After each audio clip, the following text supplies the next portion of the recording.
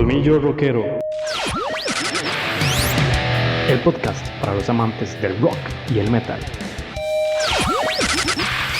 Con Andrés y Juan Carlos. Análisis de discos, historias, datos interesantes y mucho más. Hecho por rockeros, para rockeros. ¿Están listos? Comenzamos.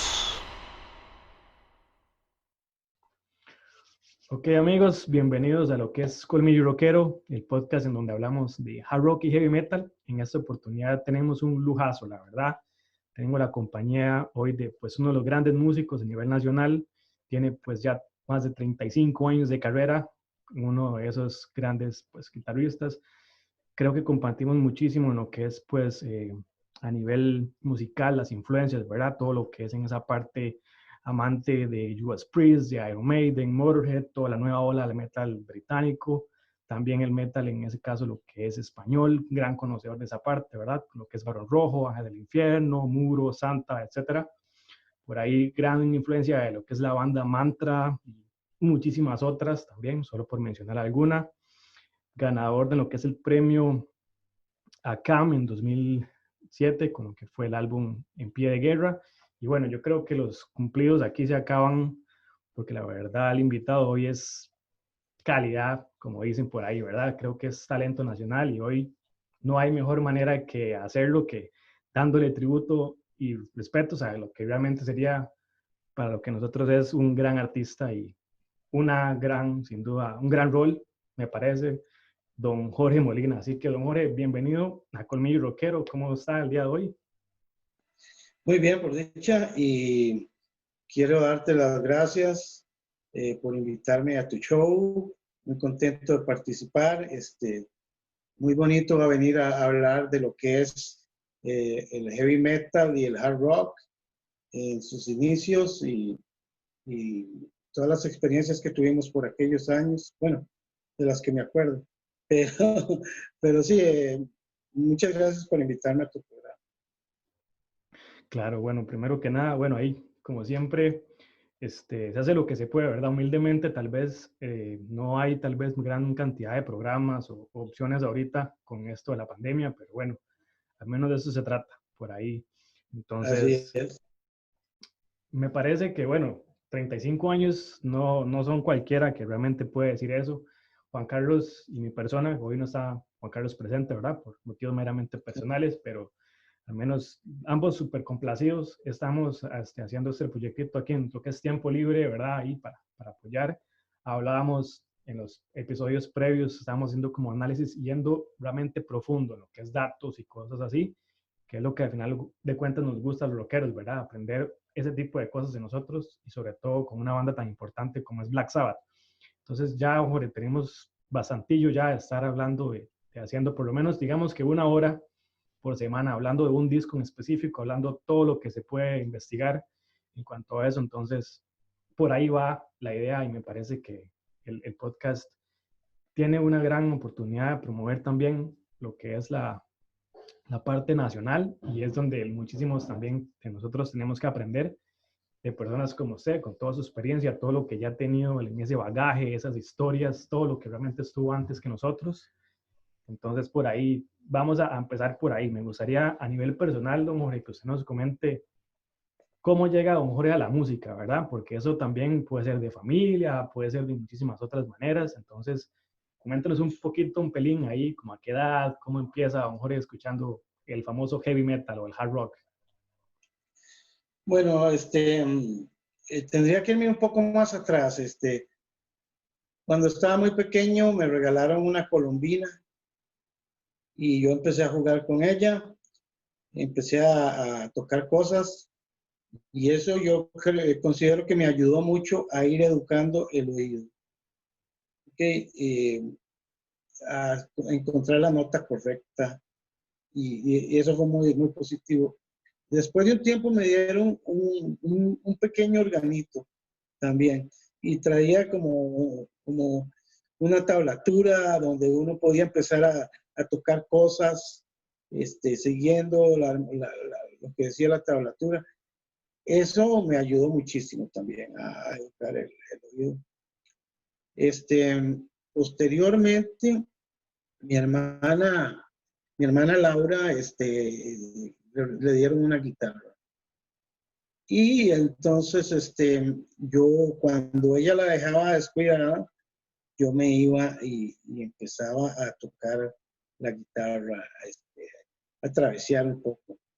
En una salida me compré un librito donde venían todos los acordes de guitarra. Y ahí fue donde empecé a experimentar ya con los acordes en la guitarra acústica, empezar a hacer acordes. Ya mis padres viendo que me gustaba a mí lo de la música y lo de las guitarras, me enviaron a una academia de guitarra que quedaba cerca de la casa y ahí fue ya mis primer contacto un poco más serio con el instrumento, donde ya me empezaron a guiar un poco más de la técnica apropiada para tocar. Porque antes de eso todo lo que había aprendido lo había aprendido de forma empírica, yo mismo, con ayuda de algunos libros, cosas así, pero nada más. Bueno, eso fue al principio. Ya llegando a la edad del colegio, le pedí a mi papá que me regalara una guitarra eléctrica. Y una guitarra que consiguió, una guitarra japonesa, una Arita. Una guitarra básicamente para el aprendizaje apenas. Pero yo con esa guitarra empecé de verdad a tocar lo que es la guitarra eléctrica, a aprender a todo lo que era, qué cuerdas se usan y empezar a sacar los efectos que uno quiere. Por ahí, entonces, ya me metí a clases con Abraham Valenzuela. Abraham Valenzuela era en ese momento el guitarrista del grupo Amigos, aquí en Costa Rica. Y actualmente es el guitarrista de Las Tortugas. Es un grupo de covers muy conocido. Y Abraham ya fue el que me empezó a enseñar apropiadamente cómo se toca la guitarra eléctrica.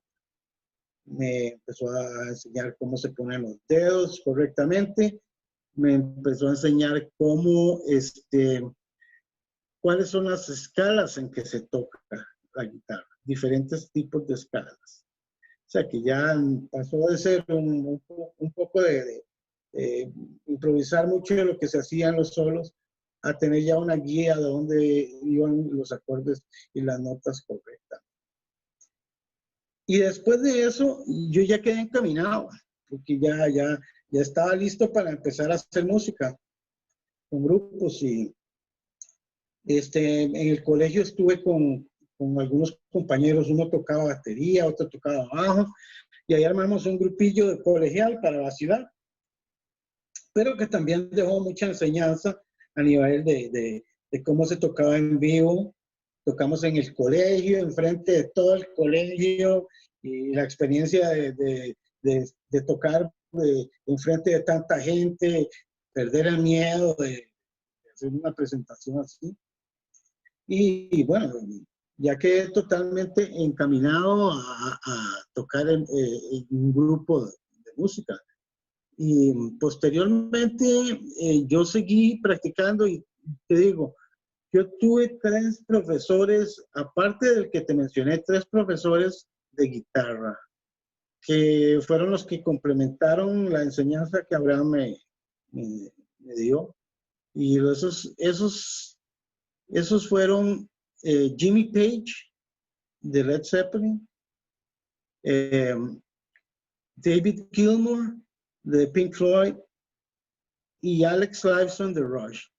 Con esos 3 yo aprendí a los secretos de la guitarra eléctrica. Pasaba escuchando. En ese tiempo no había YouTube, no había cursos, no había VHs, no había nada. Entonces, ¿qué había que hacer? Tenías que poner el disco de Rush y poner la canción y empezar a practicar y ver qué es lo que estaba haciendo el guitarrista. Y entonces eso te ayuda mucho a desarrollar tu oído y mucho a desarrollar las técnicas y era mucho más difícil, ¿verdad? Que aprender ahora, que pones el video en YouTube y te dicen nota por nota qué es lo que tenías que hacer. Y también quiero mencionar que Jimmy Page, cuando yo fui a ver la película The Song Remains the Same, es el concierto de Led Zeppelin, y yo vi a Jimmy Page tocando ahí, yo dije, eso es lo que yo quiero hacer, eso es lo que a mí me gusta y eso es lo que yo quiero hacer, tocar guitarra eléctrica. Y así fue como me metí en esto, en primera instancia. Sí, está bastante interesante porque a veces a uno se le olvida, ¿verdad? Lo que es esos inicios en ese momento. No es como ahora, ¿verdad? Que nada más voy y ahorita de hecho hasta mismas clases virtuales hoy en día, por medio de esas herramientas, tienen una clase con el profesor y puede estar de hecho ni siquiera en este país, en cualquier momento usted con las facilidades del Internet, el mundo es completamente diferente. Entonces, me parece muy acertado eso y requiere perseverancia. Tocar guitarra no es algo como que simplemente, mira, me gustó hoy y ya, ¿verdad? Requiere dedicarle sus horas, todavía empezar a hacer muchísimas otras cosas. Entonces me parece muy interesante y hay que recordarle a las personas que esto del rock no es nada más, mira, es que me gusta tener el pelo largo, o las mujeres de aquí y allá, no, eso es parte de lo que viene tal vez después, en un momento, pero es más que todo el disfrutar la música, que es por ahí lo que siempre decimos, siempre recordamos, que hay que escuchar disquitos completos, que buscar cositas, eso para mí es lo que a uno lo mantiene como entusiasmado, como enganchado, y como dice usted, con las figuras en ese momento que digan disponibles, porque ahora hay millones y millones de bandas que hacen las cosas y usted tiene el acceso a YouTube, pero en aquel momento era complicado. En lo que respecta, en lo que respecta tal vez, don Jorge, en lo que es los medios de comunicación, ¿verdad? Que a veces no era tan sencillo. ¿Recuerda usted tal vez alguna revista, algún tipo de detalle que realmente fuera como su contacto ya con lo que era el rock, el metal a nivel de ese momento? ¿Cómo llegaban las noticias? Porque hoy en día nos metemos y hay blogs en que nos hablan de algo en especial, como hacemos nosotros, ¿verdad? Que vamos a hablar de rock, de heavy metal, pero en ese momento, ¿cuál era el contacto al inicio, verdad? Que es otra cosa que es súper interesante también. Sí, bueno, como te digo, ya viendo Led Zeppelin ya uno sabía por qué rumbo era la música que a uno le gustaba. Ya el rock pesadito, escuché mucho progresivo en esas épocas, de los principios de los 70s, a Yes, a Genesis, Emerson, Lake and Palmer, Pink Floyd, todo eso escuché mucho. Y por supuesto, eh, Led Zeppelin, Black Sabbath. Eh, nosotros, que lo que teníamos eran las revistas que llegaban por acá. Había una tienda que se llamaba La Casa de las Revistas, estaba por ahí por donde es ahora la Plaza de la Cultura en San José. Y bueno, ahí llegaba la Circus, era una revista de rock, llevaba la Hit Parader, la otra creo que se llamaba Cream, y ¿cómo se llama? Eso, ahí era donde nos informábamos nosotros de lo del mundo por medio de una revista. Claro, venía aquí con meses de retraso y todo eso, pero no era tan importante. También la música en general, por ejemplo, algo que pegaba en Estados Unidos nos llegaba a nosotros hasta los meses, incluso hasta años después por acá. Pero nosotros siempre nos enterábamos de las cosas importantes. Por allá también había una revista que se llamaba Pelo. Esta revista era de Argentina. Y bueno, Argentina fue por mucho tiempo el país que llevó la batuta en lo que es el rock en español, ¿verdad? Hasta después fue que ya entrado en los 80s que se metió España también con una gran cantidad de grupos a competir, pero primeramente fue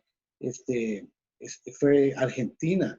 Y en esa revista Pelo también que nos llegaba de allá del sur, también veíamos todos a los grupos que nos gustaban de por el lado de Sudamérica, y era interesante porque también nos empezó a dar información de bandas que cantaban en español.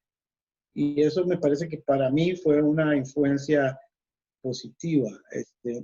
Y de hecho, por ahí debe ser que por la razón por la cual Acero canta todavía en español, porque bueno, la mayoría de las bandas actuales lo que cantan es en inglés, pero nosotros siempre pensamos que bueno, que esa era nuestra lengua y por qué íbamos a cantar en otra, ¿verdad? Y como me decía mi hermano Kamani, que en español suena más rico, decía Kamani. Entonces, esa es una de las razones por las cuales empezamos a hacer música en español en esos inicios. Y pues, nos informamos así. Después, ya empezados los 80s, ya llegó MTV y los que tenían cable, pues tenían la suerte de ver todos los videos musicales que antes jamás en Costa Rica, ¿verdad? Entonces uno se iba donde los compas que tenían cable a pasar la tarde viendo videos de música, ¿verdad? Tomarse unas cervecitas y matizar con los compas, ¿verdad? Y así fue como nos fuimos cada vez metiendo más en la música. Como te dije, estuvo todo lo que fue Zeppelin, Sabbath y todos los grupos de progre. Y ya entrando en los 80s empezó estos nuevos grupos a salir que eran otro estilo, con que ya tocaban heavy metal. Eh, no era rock pesado, sino era heavy metal. Ya era como una corriente un poco distinta. Y empezamos a oír a los grupos que más nos han influenciado, a Judas Priest, a Iron Maiden, a Saxon, Scorpions y Ozzy Osbourne. Y ahí fue que nos volvimos ya metaleros totalmente. Yo pienso que nosotros tuvimos las mismas influencias que ellos, porque ellos también fueron fans de Zeppelin, fueron fans de Sabbath, fueron fans de todas estas bandas de los 70s y de ahí evolucionó. Nosotros empezamos un poquito más atrás porque, perdón, en los 80, en el 80 fundamos el grupo Ciclo D, en el que estábamos Francisco Pujol, José Gamani y yo, junto con otros músicos. Este fue un grupo que lanzamos en el 80 y duramos 5 años tocando covers antes de que empezara Acero. Tocábamos más que todo en fiestas, en la periferia de San José, fiestas por aquí, fiestas por allá, que un bar por aquí, un bar por allá.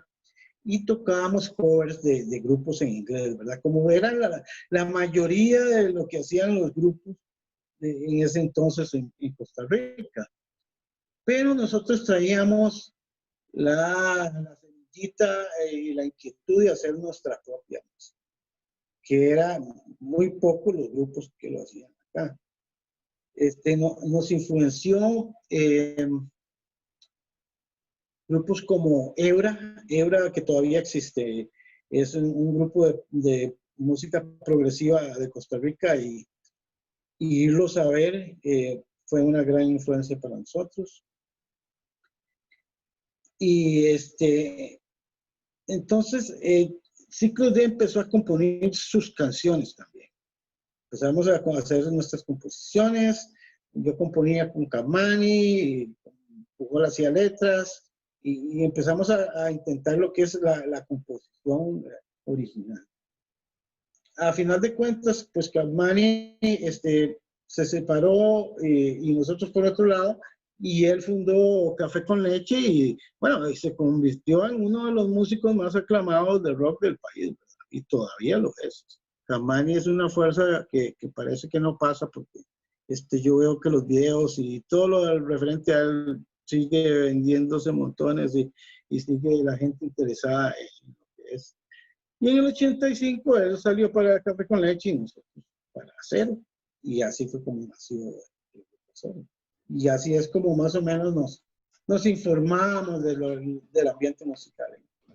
Sí, es muy interesante escuchar eso porque, bueno, primero que nada, algunas personas ni siquiera tienen, a veces conocen a José, ¿verdad? Como dice usted, por los videos, por las cosas que pueden llegar, tal vez el abuelo, el tío, ¿verdad? Se informan de alguna manera así, pero a veces el hecho de que no conozcan ciclos de hecho, muy pocas personas a veces pueden darle a uno siquiera razón de eso, y si no es que uno, pues, investiga un poquito, ¿verdad? Hace por ahí la acotación al podcast de Chris, que realmente por ahí ustedes hablaban de eso. Entonces me parece que son detalles que se pierden con el paso del tiempo y es algo que me parece a mí que es parte de la historia costarricense del rock nacional, que a veces por simplemente el hecho de que no se vea profesional, de muchísimas otras cosas, siento que es muy menospreciado y sobre todo usted comentaba un punto muy importante, que es el hecho del rock en español, el metal en español.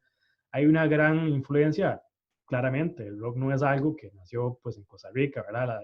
Viene de allá de Inglaterra, Estados Unidos, esa es la influencia mayoritariamente, donde nace todo ese gran subgénero o género como tal. De hecho, el rock es demasiado grande, pero es muy desprestigiado y he visto al menos gran cantidad de jóvenes ahora que no sé, siento yo que no aprecian el hecho de poder tener un Barón Rojo, un Santa, ¿verdad? Acero, aquí, Eslabón. Yo, realmente es algo que hablamos en nuestra propia lengua. Si bien el inglés es como más para proyectarse, siento yo, afuera, a la larga, los colegas de aquí, los conciertos que usted va a hacer, o sea, hablamos en español, si usted va a publicar un disco, lo que fuera, tiene que hacerlo en español. Entonces, me parece muy interesante eso y ¿sabía usted algo en cuanto a eso? A que tal vez los jóvenes ahora prefieren escuchar bandas en inglés y pese a que sea, por ejemplo, una banda buenísima como Acero, que ni siquiera les dan, digámoslo así, hablando en español vulgarmente un poquillo, no les dan pelota porque sea en español. Me parece a mí que, como decía uno de mis profes del cole, es una bombetada no apoyar algo porque sea en español. Entonces, me gustaría escuchar su Sí. criterio. ¿Qué le comentaría usted a esas personas, verdad? Porque no son todas, por dicha, pero ¿qué puede comentarle a uno a ese tipo de personas? Porque en rock a nivel nacional hay muchísimo talento y porque sea en español no me quita muchísimas otras cosas que puede tener una banda en inglés, ¿verdad? Entonces, si usted me regala algunas palabras en cuanto a eso, porque es muy interesante ese punto que usted comenta. Sí, sí, nosotros empezamos desde que empezamos con Acero a tocar un poco en español. Pero mira, esto del rock en inglés y de la gente que le gusta escuchar solo rock en inglés, eso venía desde 70, desde atrás. O sea, no son los chicos de ahora que les pasa eso ha pasado desde siempre en el país. Eh, Hay gente, digamos, yo desde mi punto de vista, si te gusta más en inglés, estás en tu derecho porque son gustos. Y si te gusta más en español, también. Si te gustan las dos, pues mejor todavía. Pero sí pienso que muchos de los chicos no entienden una jota de inglés, pero les gusta oír algo que no comprenden, ¿verdad? Eh, y después oyen algo en español y, no me gustó. Eh, Porque hasta ahora entendieron algo de lo que decía el grupo. Pero si fuera en inglés no entienden nada y, ay, qué bonito, qué bueno, es excelente. Y creo que hay un grupo de gente que es así. Este, yo pienso que la letra, al menos yo pienso que la letra se usa para dar un mensaje. La letra es algo importante en la música y nosotros tratamos de llevar un mensaje a las personas y la canción quiere decir algo. Todas nuestras canciones quieren decir algo, no están hechas nada más porque. Otra cosa es que los grupos de metal desde mucho antes, vamos a hacer, ha sido una excepción, junto con hay otros como Eslabón, Mandrágora, que metimos en español, pero la mayoría también tocan en inglés desde hace tiempo. Mantras empezó tocando en inglés de una vez. Yo pienso que muchos pensaron que iban a hacerse famosos en Europa, en Estados Unidos, y que esa era su ambición desde el principio. Ah, no, vamos a pegar por allá, nos vamos a hacer muy famosos y vamos a ganar los dolarotes allá. Pero bueno, la realidad es muy distinta. O sea, no ha habido un grupo todavía de Costa Rica que haya logrado dar el salto a este nivel, ¿verdad? Aunque sí te digo, con la calidad de los grupos actuales de metal no estamos muy lejos de lograr. No sería extraño que algunos grupos, algún grupo logre pegar el batazo, porque las cosas se están empezando a hacer en un nivel muy alto aquí. Lo cual a mí me encantaría, en inglés o en español o como fuera, que lo logre algún grupo, pues dar el salto y que se conozca a nivel mundial totalmente, ¿verdad? Sería muy bueno para el país que algún grupo lo logre, nos daría mucho renombre. Pero bueno, llevamos 20, 25 años 35 años de estarlo intentando en otro idioma y todavía no se ha podido. Es que yo les digo también, si lo quieren hacer en su propio idioma, ¿por qué no? Háganlo en su idioma, metan mensajes, que le entiendan las canciones, porque es bueno que la gente sepa lo que uno está diciendo. Sí, la verdad es que es muy, muy importante eso. Y de hecho, por eso me quería volver a hablar en cuanto a eso. Y otro detalle por ahí importante también es el hecho, bueno, hay muchísimos otros temas. Siempre uno quiere hablar de tanto, pero bueno, al final de cuentas, a veces el tiempo también se agota en lo que es como decía usted, las bandas que vienen en ese momento, ¿verdad? Tenemos Acero y a veces uno simplemente se queda con Acero o Eslabón, pero hay bandas que tal vez no lograron tener un material, grabar un material o con el pasar del tiempo se han perdido. Por ejemplo, yo honestamente tuve que ponerme a buscar porque, bueno, voy a hacer la referencia a lo que fue el podcast de Chris de Costa Rica Metal, V-Ray Metal, porque he aprendido muchísimo. Eso es una gran herramienta y una gran forma de exponer las bandas, pero también, por ejemplo, bandas como lo fue Aquelarre, Armagedón. Eso me di cuenta por un comentario que hace Paul Vega de Rock Sin Fronteras. Entonces, yo, si Acero es así, de esa calidad, con 3 álbumes como este último, que es súper bueno, recomendadísimo, que ahí está ya sonando y en todas las plataformas para los que no se hayan enterado, tienen que haber más bandas o tuvieron que haber en ese momento más bandas. O sea, creo que Iron Maiden y Judas Priest no fueron las únicas que salieron en ese momento. Entonces, yo tuve que buscar y darme cuenta de estas dos. Después, en lo que es el hard rock, también habían cosas muy buenas, por ejemplo, como era Distorsión, y ahí podemos hablar de, bueno, infinidad de bandas que tal vez ahorita yo no recuerdo, pero me gustaría por ahí un Jorge que usted nos comente tal vez alguna anécdota, conciertos, cosas que puedan ser relacionados a bandas que actualmente nosotros tal vez no conozcamos, que es algo súper, súper útil y solamente tal vez porque usted lo comente y se acuerde, puede ser que pues alguien más lo pueda descubrir o lleguen a buscarlo, en fin. ¿Qué podemos hablar de bandas tal vez similares que usted se acuerde en aquel momento? Sí, claro, y me lo refrescaste porque sí, estaba Aquelarre, que era el grupo de Mariano Matamoros, que en paz descanse, un compa mío de toda la vida, y que ellos también hacían un metal muy bueno y en español. Este, lastimosamente no quedó una grabación de ellos, más que creo que por ahí un cassette en un ensayo o algo así es lo más que creo que hay por ahí, pero no quedó pues, nada como que se pueda pasar de generación en generación. Sí, eh, lo de Armagedón, que sí, esa gente sí grabó y era muy bueno, con unas ideas musicales muy buenas. No sé dónde estará nada de ese material, si hay algo en YouTube. Habría que decirle a Alberto Ortiz que lo que se dedica ahora es a grabar música, tiene un estudio de grabación. Ese era el guitarrista y tal vez él tenga algo por ahí. Si lo consigo o si averiguo algo, te lo puedo hacer llegar para que lo pongas en algún programa o lo pases a tus amigos o algo así. Sí, por supuesto, Distorsión, que estuvo pues así como un poquito antes que nosotros, ¿verdad? Salieron un poquito antes y con mucho pegue, ¿verdad? Ese tema de Todo en su lugar pegó a nivel nacional, lo pusieron en radio, pegó muy fuerte. Y justamente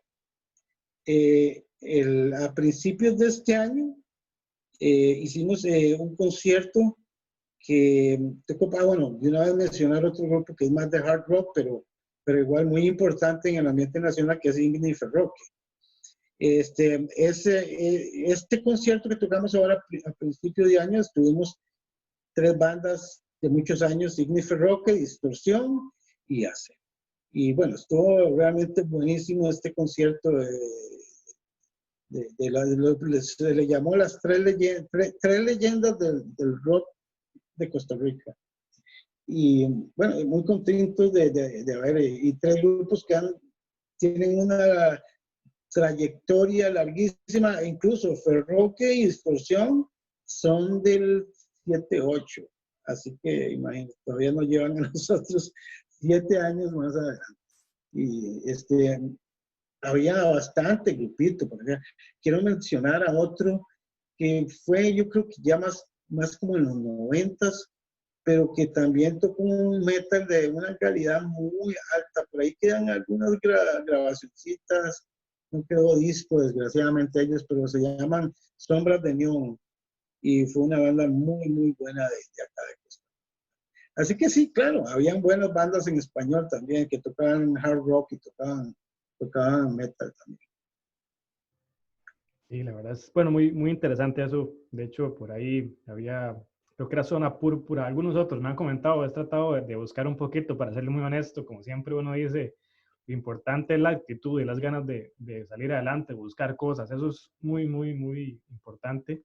Y en el mundo del día de hoy es a veces complicado. Entonces, uno no se agarra tal vez de los conocidos, de que miras que el tío de tal, el amigo de tal, eso ha sido fundamental. Entonces, para mí ha sido súper bueno y qué dicha que usted comenta eso, porque también hay veces en que hay conciertos, bueno, en este momento claramente se hace algo pues complicado, pero en su momento sí están teniendo actividad, hay bandas importantes que todavía están haciendo y no tal vez es simplemente la escena extrema que es la que estamos acostumbrados a hacer y en la que al menos a mi parecer ha tenido, como decía usted, mayor pegue en lo que es a nivel de música como tal. Me gustaría que usted nos comente un poquito en cuanto a aquel famoso evento de la fosforera, esa persecución que se vivió, ¿verdad? Que una cosa es que, mira, le digan a uno que, mira, es que qué feo el pelo, porque tiene el pelo largo, cuando se lo corta, o mira, es que, ¿verdad? No me gusta su música, allá que realmente, pues, recibe esa persecución. Tal vez no sé si usted vio ese evento en específico, que estuvo por ahí, pero muchísimas bandas por ahí tuvieron que cambiar el sonido.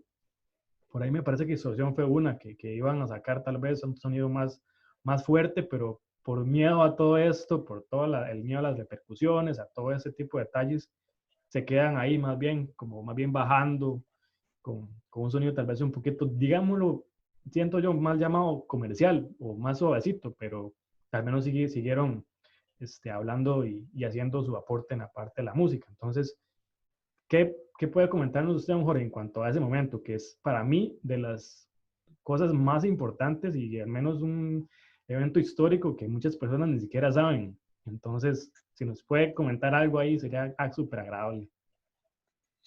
Sí, en esas épocas no se hacían los conciertos en bares. Era muy extraño tocar en un bar. Y los bares tampoco querían meter grupos de metal o hard rock. Los conciertos se hacían en salones, en cines, lugares grandes, pero no se hacían en bares. Entonces, sí, por cierto que nosotros, Acero no participó en ese evento. Sí nos llamaron para que tocáramos, pero no me acuerdo exactamente por qué circunstancia terminamos diciendo que no pudimos para esa ocasión ir. Pero claro, esto de la persecución fue algo ridículo, ¿verdad?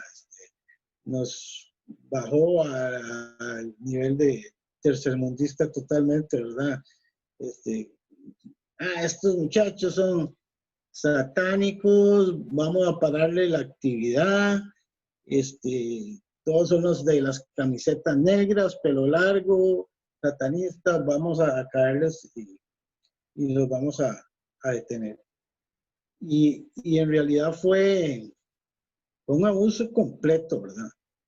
Sinceramente, no tenían bases para hacer algo así, o sea, me refiero, era un grupo de muchachos oyendo música. Aparte de eso, no estaba pasando nada malo ahí, solo estaban escuchando música y eso es lo que hacíamos, reunirnos a escuchar la música que a nosotros nos gustaba. Pero no había violencia, no había asaltos, no había muertes. O sea, que fue una represión idiota de un ministro que, bueno, deja demasiado que desear con su mentalidad troglodita, ¿verdad? Totalmente. Y como ministro fue pésimo. De hecho, fue tan malo que hasta lo secuestraron a él mismo. Imagínense, un ministro de seguridad que lo secuestran. ¿Dónde se ha visto? Es el colmo, ¿verdad? Pero sí fue un mensaje de alerta para todos los que nos gustaba esta música. Pero por dicha, también nos dio un llamado a la batalla, a no aguantar que nos reprimieran de esta forma y a seguir adelante, a seguir escuchando nuestra música, a seguir tocando nuestra música y a seguir reuniéndonos para escuchar la música que nosotros queríamos. Por más que quiso, no nos pudieron parar. Y aquí estamos tantos años después y todavía seguimos escuchando lo que nos gusta. Sí, la verdad, pues a veces las personas creen que, ¿verdad? Lo que pasa en otros países no repercute en lo que es tal vez Costa Rica. Tal vez las personas puedan llegar a darse cuenta del PMRC, famoso pues juicio del rock con Dee Snider y todo esto que pasó en Estados Unidos en los 80s. Y me parece por ahí que no andaba relacionado, ¿no? Acerca de limitar a las personas que, mira, es que no puedo escuchar esto, es que realmente ese tipo de letras no me agrada. Dale cuentas, la música es música, simplemente no, a veces yo, al menos a nivel personal, me parece que una persona que le guste tal vez el death metal y los géneros más extremos, no se va a tomar en serio una letra de esas, ¿verdad? Con ese tipo de escenarios a veces ficticios o un montón de cosas, para ver cada quien que le gusta, pero sí me parece que es algo súper tonto y creo que es parte del amor que le agarra a uno a ese rock, a ese metal, ¿verdad? Que uno dice, esto realmente es yo contra el mundo, como decía Lizzy Borden por ahí. Y hay muchísimas otras cosas en que es forjar carácter, en hacerse uno más seguro de uno mismo, realmente disfrutar las cosas. Esto no es para todos, siento yo, es para los que realmente le tomen cariño y saquen el tiempito, que escuchen, que busquen otras cosas. Y una cosa es realmente ya vivir de eso, a otra cosa es ya, pues, pasar a lo que es totalmente, me parece a mí, esta otra parte que a menos no sé qué tanto la vivieran ustedes, pero es otro detalle que a mí sí me gusta y me molesta a veces cuando veo ese tipo de acciones reflejadas a nivel de la escena local, es el hecho de esa mentalidad. Me parece por ahí yo la referencio como a los años 2000, ya donde empieza a hacer ese tipo de cosas. Me gustaría que alguien ya de ese titanaje, de esa experiencia, ¿verdad? Como no sé, Jorge, nos comente en cuanto a esa idea de qué realmente es verdadero metal y qué verdaderamente es falso, con ese tipo de mentalidad de que lo que realmente tiene un sonido suave es menor que lo que es extremo. A veces he escuchado ese tipo de cosas y a nivel yo personal viví un poco de ese tipo de cosas a nivel nacional, a nivel local, sobre todo, ¿verdad? Aquí en mi pueblo, como dice uno, pero me gustaría escuchar en cuanto a usted a lo largo de estos años, ¿verdad? Porque una cosa soy yo que tengo veintitantos y otra persona puede ser usted y ya ha pasado muchísimo más, que realmente me comente en cuanto a la actitud en cuanto a los mismos, ¿verdad? Que no hay cosa peor que dañarse entre los mismos. Entonces, ¿qué le parece? ¿Cuáles son sus opiniones en cuanto a eso? Porque a lo largo de todos esos años me gustaría también que nos regale su opinión en cuanto a ese tema, a veces polémico, pero es parte de también, ¿verdad? Sí, bueno, lo que es el death metal y todas estas corrientes que son mucho más extremas, tampoco son de ahora del 2000, empezaron en los 80, todo empezó ahí en los 80. Y por alguna razón que no entiendo muy bien, fue como una corriente que se popularizó mucho, ¿verdad? Este, pero, pero el que piensa que esa es la música, la única música metal que hay, es que no conoce bien el asunto. Ni siquiera se imagina probablemente que los primeros grupos de death metal estuvieron en los 80. Y no conocen bien la historia del rock and roll. Porque como estaba diciendo Fernando el otro día, todo arranca con el blues. Todo arranca con el blues se convierte en rock and roll, el rock and roll se convierte en rock, el rock se convierte en hard rock y el hard rock se convierte en heavy metal y el heavy metal se desgrana en varias formas diferentes de metal, metal de esto, metal de esto, yo no sé cuántos subgéneros. Pero sí, yo le digo a la gente que se cree muy gruesa porque solo escucha esa vale, que menos que el tarro más satánico no escucho, porque si eso que escuchan nosotros, eso no es metal de verdad. Los invito a que estudien un poquito más de la historia de la música del metal para que se den cuenta qué es lo que pasó, de dónde viene, cómo nace, para que sepan exactamente qué es lo que están escuchando. Tienen que aprender un poco y todos tenemos derecho a que nos guste lo que nos gusta. Pero si naciste, ya sos una persona joven y solo te interesa escuchar el tarro, más tarro, es porque no conoces un poquito de lo que hay detrás de eso.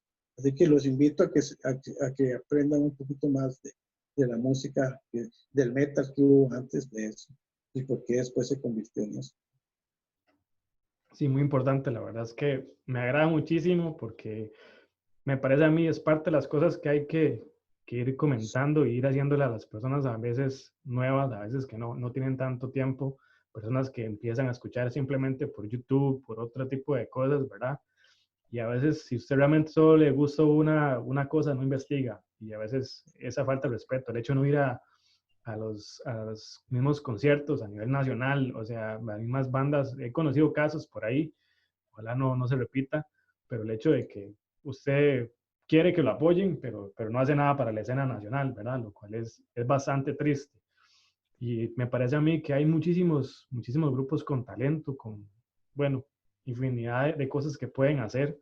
Como decía usted, don Jorge, el metal realmente se ha diversificado de una manera, se ha hecho algo tan de grande que ya es a veces uno descubre géneros increíblemente específicos, porque se ha vuelto así, en que ya, pues, ya hablan de melodic death metal y ahí siguen en ese tipo de ramificaciones que ya son demasiado específicas, pero sí, al menos me parece muy acertado el comentario y ojalá las personas tengan ese tipo de plataformas y tal vez no digamos que nosotros somos los más sabiondos, ¿verdad? Porque uno tenga tal vez un poquillo más de tiempo o así, pero hay que buscar, tener esa escuela, como decimos nosotros, hay que saber ese colmillo, esa experiencia, ¿verdad?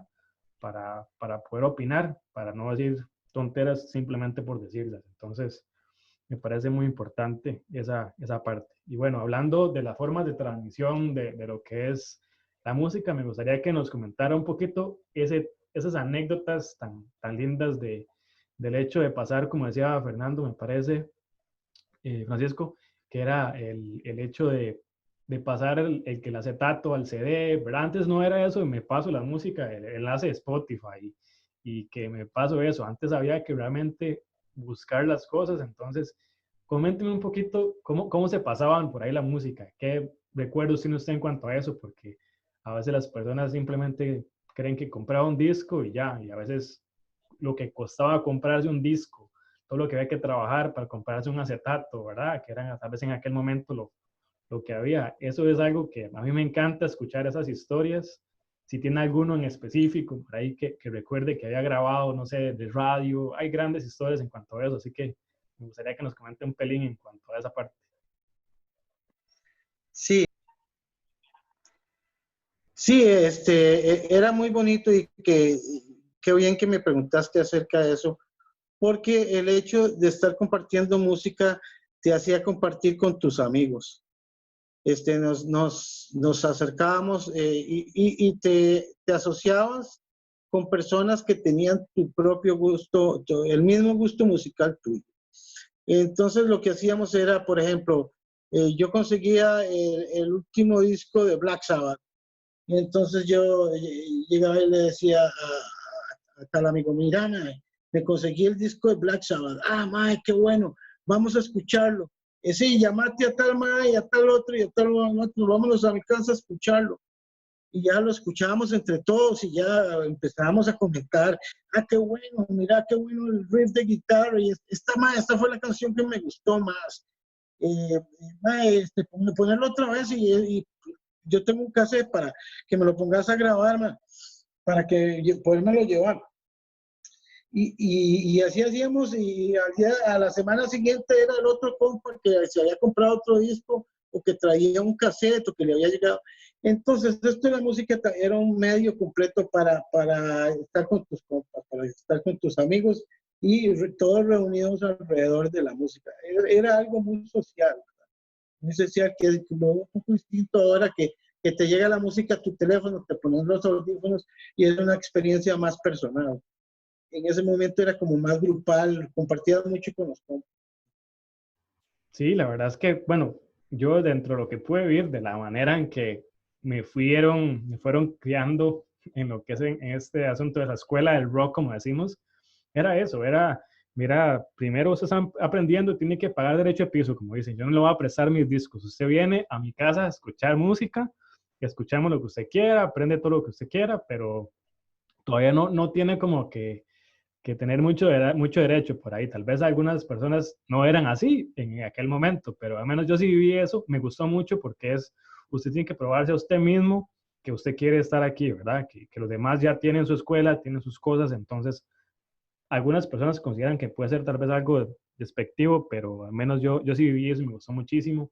Como usted comenta, tengo buenísimos recuerdos, de hecho, en lo que es pues ya hace algunos años, también más para acá, cuando se podía salir, digámoslo así, hacíamos tal vez una vez al mes o así, tal vez nos juntábamos algunos amigos y nos llevábamos unas birritas, una carnita y compartíamos y se generaba esa comunidad que dice usted y para mí el rock eso es lo que hace diferente. Por ejemplo, este tipo de medios, don Jorge, años atrás yo no me hubiera imaginado poder contactar con alguien, ¿verdad? En una zona totalmente diferente del país, que no tiene nada que ver conmigo si no hubiera sido un concierto y a veces hasta afuera de un concierto se vive una experiencia totalmente diferente. Entonces, esperamos que en algún momento ya lo de la pandemia y todo esto, ¿verdad? Se calme para poder volver a disfrutar eso, porque no es lo mismo. Para mí no es lo mismo disfrutar esa conexión con los compañeros de, mira, es que a nosotros nos gusta eso y estamos de tal lado y dabas oportunidad de investigar, como siempre decimos, sea por revistas, sea por lo que fuera. Y hoy en día, pues yo agradezco muchísimo estas tecnologías porque hay muchísimas bandas que yo aprendí. Por ejemplo, le puedo comentar que Acero fue una de esas, si no ha sido por eso, y lo que es la famosa, ¿verdad? Escuela de aprender, la escuela de los Costcos, de que se tiene que ganar las cosas, es algo que uno valora y se empieza a dar cuenta de que realmente a uno le gusta esto, que no se metió nada más por chiquillo lindo y porque le gusta una cosa nueva. Al menos en lo que es la persecución que hablábamos a nivel pues, personal, ya para ir finalizando, me gustaría que comentara a nivel lo que es de la casa. A veces es complicado el hecho de, mira, es que su hijo salió, ¿verdad?, metalero. Y es que le gusta ese montón de cosas y al rato se hace gay porque tiene pelo largo ese montón de cosas, algunas personas sí las vivimos a nivel, en mi casa parece mentira, pero por ahí va, tal vez es el hecho de que vivir en un pueblo todavía, que hay algún tipo de cosas, pero usted vivió en algún momento algo de eso, algún pacho que se pueda acordar ahora, como que le quemaban los discos o algo por esa línea. Pues no necesariamente, pero sí, sí te digo que sí, sí éramos mal vistos, ¿verdad? Ah, a este mal le gusta esa música de locos. Y, bueno, más nosotros que tocábamos la música de los locos, ¿verdad? Eh, pero, pero siempre ha habido y siempre habrá un poco de esos, ¿cómo se llama? Criterios contra algún tipo de música o contra nuestro tipo de música. Yo, por ejemplo, tuve la suerte de que mis padres eran muy llevaderos. Nunca me dieron mucho problema por ese lado. De hecho, por allá mi papá fue de los primeros que me metió en esto porque por ahí me regaló un disco de los Beatles que me encantó y yo lo ponía hasta el cansancio, ¿verdad? Por allá me regaló un disco de Jesucristo Superestrella, que una ópera rock que también lo oía hasta el cansancio. Así que siempre va a haber prejuicios, ¿verdad? Acerca de las personas, del tipo de música que escuchas y te van a decir que sos raro, que por qué no te gusta el reggaetón. Supongo que a los muchachos te dicen ahora eso, ¿por qué no te gusta el reggaetón si a todos nosotros nos gusta? Ah, no, porque a mí me gusta la música un poquito más educada, pero, pero, que al menos a mí no me afectó demasiado. A mí siempre me gustó usar el pelillo largo y total, el pelo largo venía como desde los 60, 70, entonces ya tampoco eso era tan mal visto. Fue más bien, más que todo en cuanto al metal, fue lo de las camisetas negras, ¿verdad? Cuando veían la legión de camisetas negras se asustaban. Y es que fíjate que en esos tiempos, antes de que empezara lo de que vinieran los grupos de afuera, ¿verdad? Porque Costa Rica estuvo por muchos años evitada por todas las bandas internacionales, ¿verdad? Nosotros jamás pensábamos que iba a venir Iron Maiden a Costa Rica, jamás. Judas Priest, no, esos grupos jamás. Pero bueno, al final de cuentas sí vinieron. Entonces, ¿qué era lo que tenía la gente por acá? Pues los grupos nacionales. Querían ir a un grupo de rock. Tienen que ir a ver un grupo nacional. Entonces había bastantilla gente. Vieras que los conciertos se llenaban bien bonitos. Conciertos de original y de cover. Se metían 500,000 personas en los conciertos de la universidad. Y siempre había público, siempre se disfrutaba y a la gente le gustaba mucho. Cosa que, bueno, ahora no es tan fácil para los grupos de metal meter mucha gente, desgraciadamente. Y sobre todo los grupos de tarro. Tengo un concierto y le llegan 50 personas, están así. Por desgracia, a mí me parece que debería haber más apoyo para todo lo que es la música nacional. Sí, concuerdo, la verdad es que eso es algo que siempre, al menos en mi criterio, falta. Que hay muchísimas personas que tal vez pueden hacerlo, porque hay personas que en su momento, pues no es que están perdiendo gran cantidad de dinero por ir a apoyar una banda nacional, por ir a tomarse un par de birritas, unas 2, 3 horas, se van y es un desestrés, es ver a los compas, es conocer gente, es otro tipo, como dice uno, de ride, del hecho de experimentar eso. Y solamente alguien que ha estado en ese tipo de cosas sabe lo rico, como dice usted, que es el hecho de estar ahí, de ver las pintas, como dice uno, un rato, hablar otro tipo de cosas, es parte de crecer, de innovar en muchas otras partes de la vida de uno también. Y bueno, finalmente ya para ir dejándolo descansar, porque sé que la verdad a veces eso de ponerse a hablar tanto también te cansa después de una laborada jornada.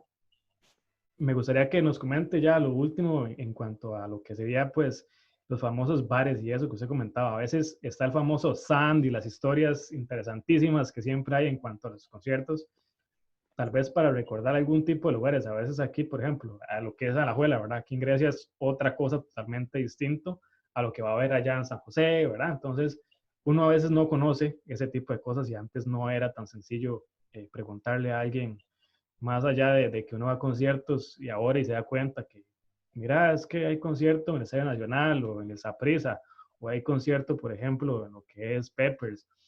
Algún tipo más allá de Sand, que creo que es algo que todo el mundo pues conoce y ya se hizo hasta viral memes y todo esto en lo que es la cultura del metal a nivel nacional, algún tipo de recuerdo de lugares que realmente por ahí tocaran, no sé, ahí lo dejo a su discreción, que recuerda algún momento bonito o así que pueda hacer para ir finalizando ya con esta charla, don Jorge. Sí, primero decirte que no, que cuando uno la pasa bien, el tiempo pasa volando y la estamos pasando muy bien con todos estos recuerdos y memorias que me has preguntado. Así que la verdad es que ha sido muy bonito compartir. En cuanto a los bares, te voy a decir que, bueno, nosotros éramos de la Bohemia de San Pedro, que es todo lo que es la calle de la amargura, es la calle que entra hacia la universidad. Ahí están localizados todos los bares donde uno iba a escuchar música, donde iba a tomarse las birras. Siempre era un lleno, y todavía yo creo que es así, ¿verdad? La Bohemia. Pero bueno, lo que pasó, te voy a contar cómo fue con SAT, porque fue como lo principal de por esos lados. Eh, bueno, yo fui a SAT desde que empezó eso, es más, se llamaba al principio Terranova, para que veas que me lo conocía desde antes, y yo iba ahí mucho. Pero ya cuando llegó Rigo Fumero con Miguel, que era el que administraba ahí, les dio, compraron un equipo. Entonces, les dio por los domingos para atraer gente, ponían el que quisiera tocar ahí. Entonces, había una batería y habían amplificadores de la casa. Y usted llegaba con su guitarra, llegaban músicos a decir como llamear, ¿verdad? Hacer un jam, que era improvisar. Entonces ahí llegaba Fernando y de pronto había un bajista y Moisés Guido, que era un guitarrista de jazz rock, o llegaban los más de Blues Machine y empezaban a tocar blues y eran los domingos en la noche, ¿verdad? Y era más que todo improvisación y gente que llegaba así, pedían los instrumentos y la gente empezaba a tocar. Pero un día le digo yo a Fernando, mae, ¿por qué no nos traemos por acá a Cero, mae? Y venimos a tocar ya más en serio. Y de verdad, y anunciamos y para un domingo de esos, llegó a tocar a Cero por ahí y fue un llenazo, una cosa enorme, un montón de gente. Y ya después de eso, empezaron a desfilar todas las bandas de rock de Costa Rica por ese bar, los domingos en la noche. Tanto que se decía que el que no había tocado en San es que no había tocado nunca. Porque todos, desde los más experimentados hasta los más nuevos, todos fuimos a los domingos de la noche. Y se ponía buenísimo, todo el tiempo pasaba lleno. Y fue una época muy bonita. Ya al final era tanto el asunto que ya no tocábamos dentro del bar, sino que pusimos como un escenario en el final de la parte de afuera y ahí tocaban los grupos. Y eran montones de personas que llegaban a escuchar a los grupos. Y fue una época muy bonita. Por desgracia, pasó, porque digamos, yo veo que si todavía existiera, ahí estarían todos los grupos de metal tocando siempre los domingos.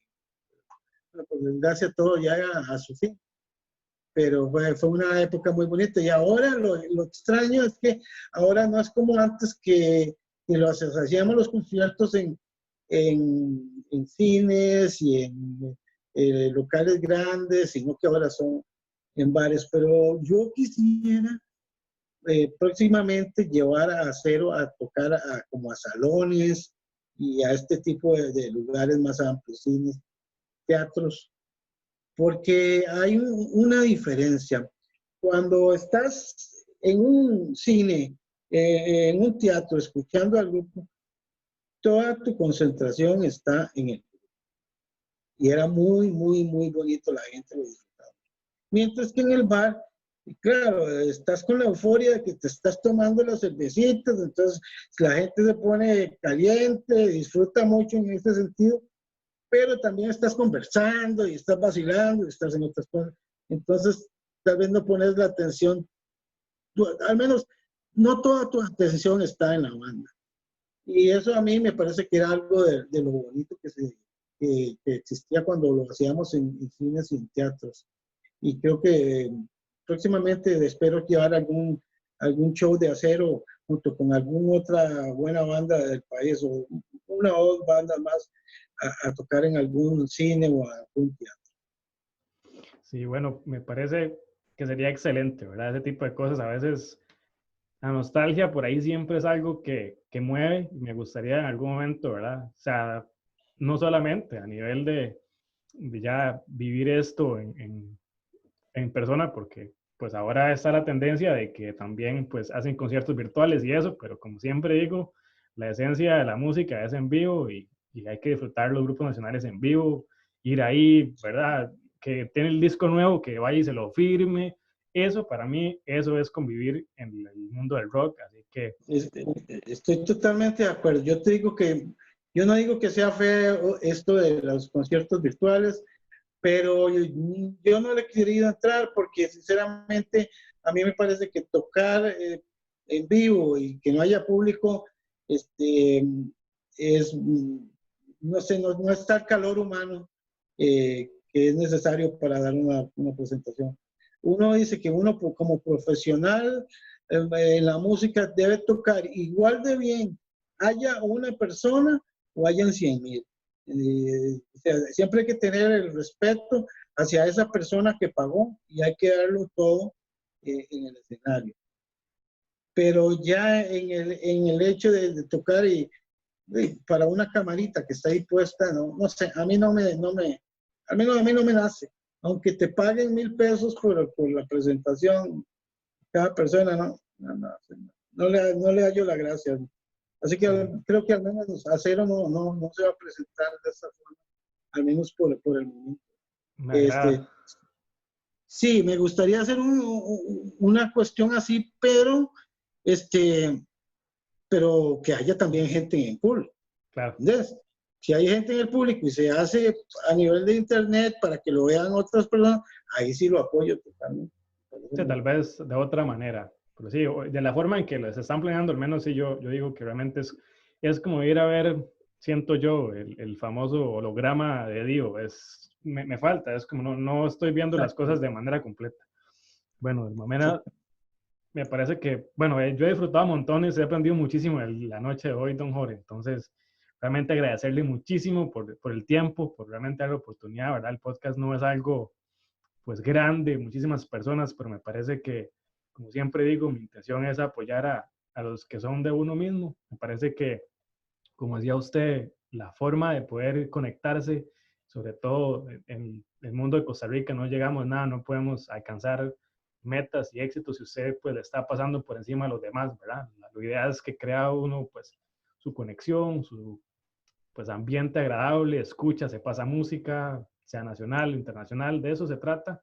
Entonces, por ahí va el podcast más bien. Entonces, muchísimas gracias por tomarse el tiempo de hablar el día de hoy. Yo le agradezco muchísimo por todas casi que la hora y media que hemos estado hablando, de que a veces uno por ahí se le pasa el tiempo volado. Nada más quédese conmigo aquí para ir haciendo el cierre del programa. Les recuerdo a los compas que pues lo que es el podcast está, ¿verdad? Lo que es pues el video en YouTube y lo que es ya el resto de plataformas, iBooks, Spotify, Stitcher, bueno, ahí vamos a dejar toda la información, también lo que es pues la información de Acero, que les recordamos nuevamente, los que no hayan notado lo que es ese disco. Por cierto que don Jorge tiene ese chemón ahí también, en lo que es antes de que sea tarde. Ahí lo puede lucir, dar ese lujazo de ver esa portada que también está buenísima. Y bueno, muchísimas gracias a todos ustedes por venir, don Jorge. Así que... Sí, yo quiero darte las gracias, Andrés, por la invitación. Disfrutamos mucho del rato, de compartir anécdotas y experiencias y ha sido muy bonito. Ahí estamos a la orden para futuros programas, tanto yo como los demás integrantes del grupo. A todos ustedes que están viendo el programa, quiero decirles que apoyen el metal nacional, vayan a los conciertos. Se está haciendo un metal de muy alta calidad en el país ahora. Es para ustedes, para que lo disfruten. Vayan a los conciertos, compren los discos. Si esta es tu música, entonces apoya a los grupos nacionales. Perfecto. Bueno, don Jorge ahí nos hace la conclusión. Muchísimas gracias. Buenas noches a todos y estamos viendo en un próximo programa de Colmillo Rockero. Hasta luego, gente. Pura vida. Buenas noches.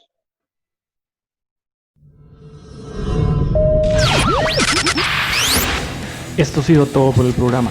Recuerden seguirnos en nuestras redes sociales, Instagram y Twitter como Colmillo Rockero. En iVoox y YouTube ya están los programas anteriores. No olviden suscribirse para estar actualizados. Recuerden pasar la voz. Comenten el proyecto a 10 amigos y reunamos la comunidad de rockeros. No olviden apoyar la escena local de su país. Muchas gracias por quedarse hasta el final del programa. Nos vemos pronto. Rock and roll.